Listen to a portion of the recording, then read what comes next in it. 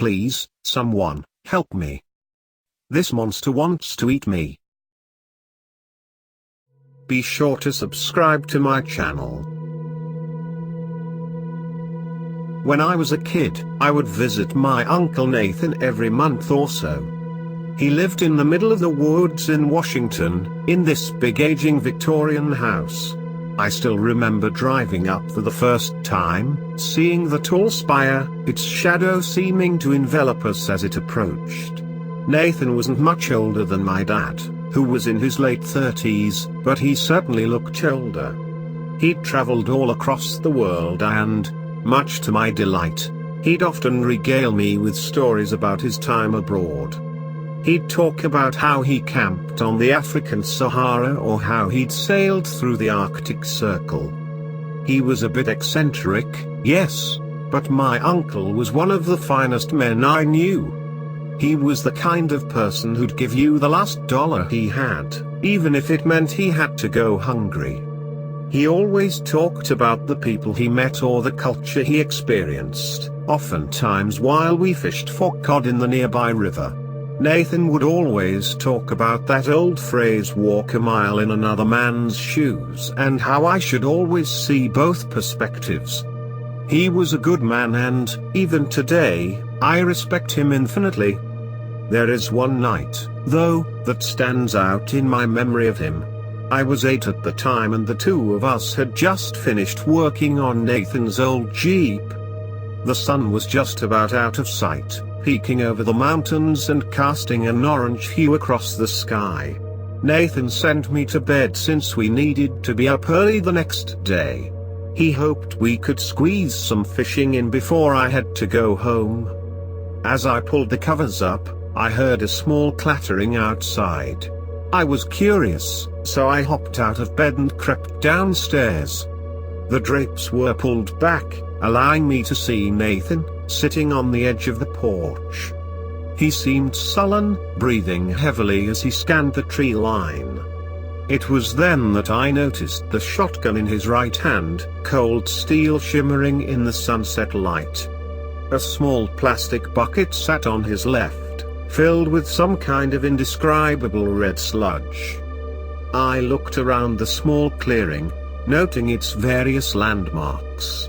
The Jeep, the large rock near the trees that Nathan let me climb, even mountains in the distance.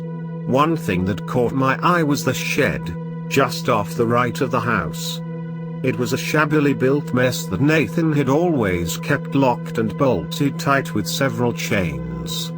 He'd forbid me from going inside, saying that it was filled with equipment and I could get hurt. I only remembered this because it was one of the few times Nathan had been stern with me. Now, the shed was wide open and I could barely see the glint of metal in the darkness. The sun had finally disappeared, casting darkness across us. Nathan checked his watch and started looking around. A rustling in the bushes caught our attention. Nathan's grip on the shotgun tightened.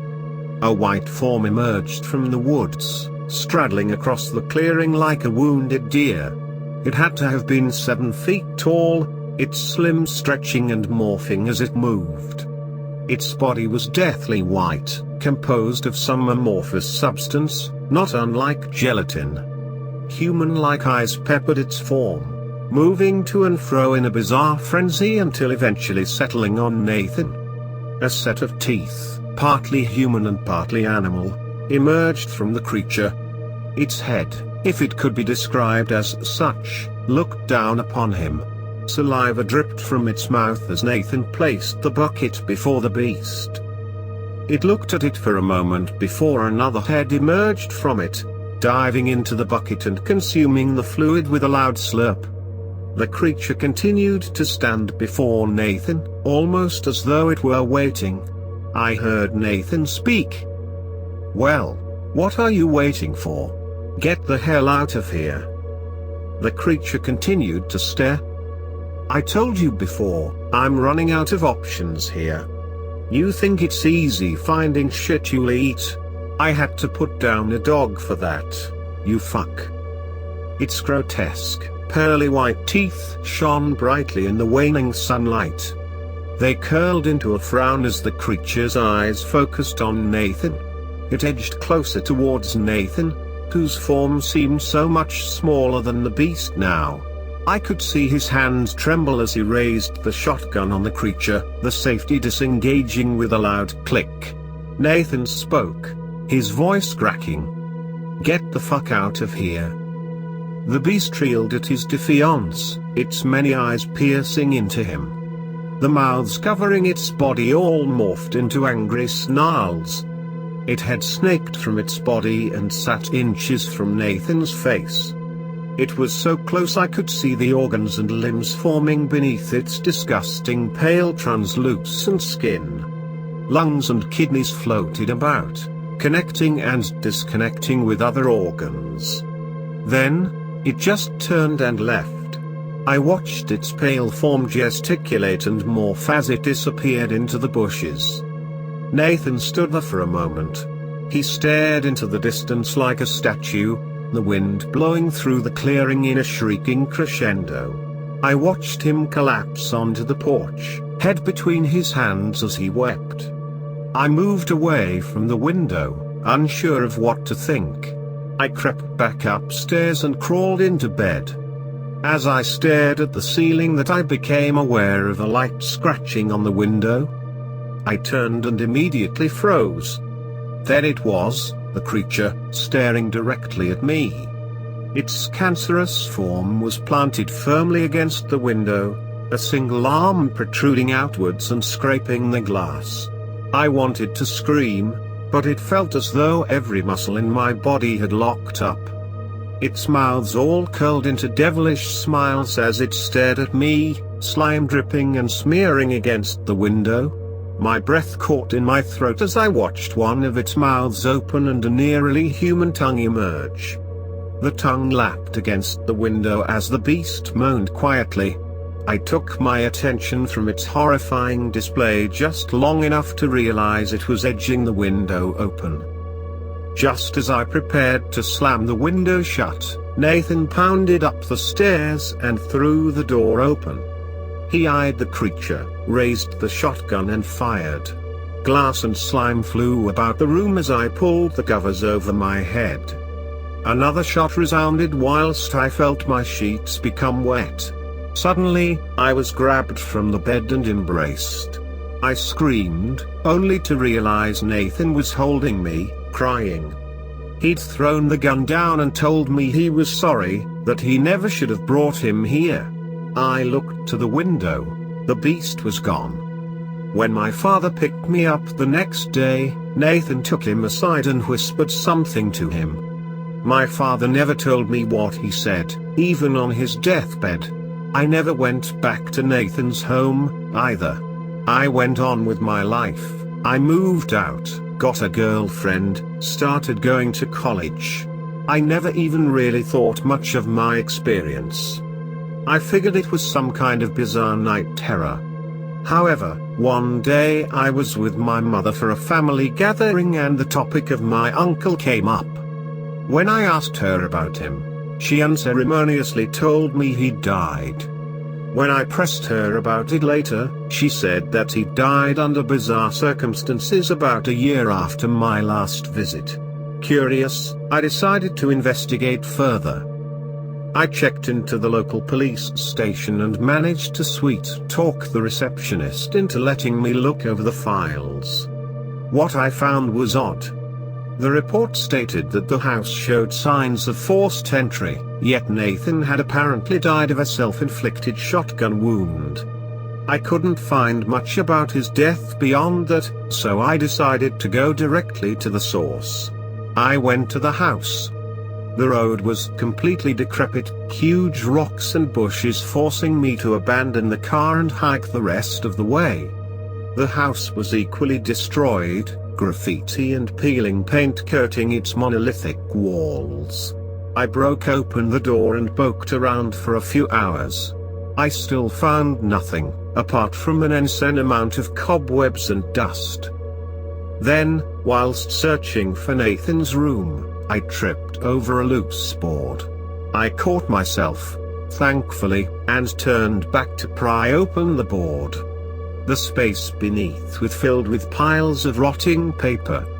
I rummaged through the mess and found a small, leather-bound book. It was almost like a scrapbook, but it contained a fairly large amount of newspaper clippings, most of them dated to after my last stay with Nathan. They were all about missing children. The kids had disappeared from the surrounding towns. Someone or something had gone into their homes and spirited them away during the night. The papers reported that there were no real clues, only that small amounts of clear slime were found in the children's rooms. I was unnerved, to say the least. I quickly grabbed my things and left the building. The sun had just fallen behind the tree line, bathing the open space in front of the house in amber light. Just as I started to head back towards the car, I spotted something moving in the bushes. I thought it might be a coyote or a mountain lion, but a cold chill ran down my spine when I got a better look at it. An enormous creature, probably about 8 feet tall, had stumbled out from behind the brush. Its limbs splayed about like a spider. It dragged itself out onto the barren field. Then, a worm-like head emerged from it and turned towards me, a pair of pearl-white teeth curling into a vicious smile. As I looked over the rest of its body, I saw that the creature was attached to the end of a huge, tentacle-like appendage that trailed deep into the woods. I could see something beneath its translucent skin, something eerily human. I tried to tell myself it wasn't moving. I tried to forget the muffled screams. The two of us stood there, staring one another down. I finally broke from my paralysis and ran down the trail, almost tripping and braining myself along the way. I couldn't tell if it was following me, but I wasn't keen on finding out. I eventually made it back to the car and drove home. Once I pulled into the driveway, I just collapsed against the wheel and started crying. For about a week, I couldn't go outside. I was a complete wreck. I couldn't stand the idea of going the same way Nathan did. I considered calling the cops, but I knew they'd just think I was insane. I can't go in the forest anymore, and even when I'm near one, I can't shake the sense that I'm being watched. I'm still not really sure what I encountered, nor do I have any intention of ever finding out.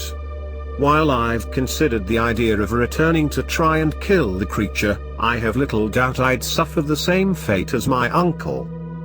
The old Victorian was destroyed, along with half the woodlands, in a massive forest fire. I hoped that maybe the creature had been killed, but then I turned on the news this morning. 3 children, stolen from their homes in the night. The police were baffled. No fingerprints, no DNA, nothing. The only thing they could find was translucent slime slathered on the children's windows.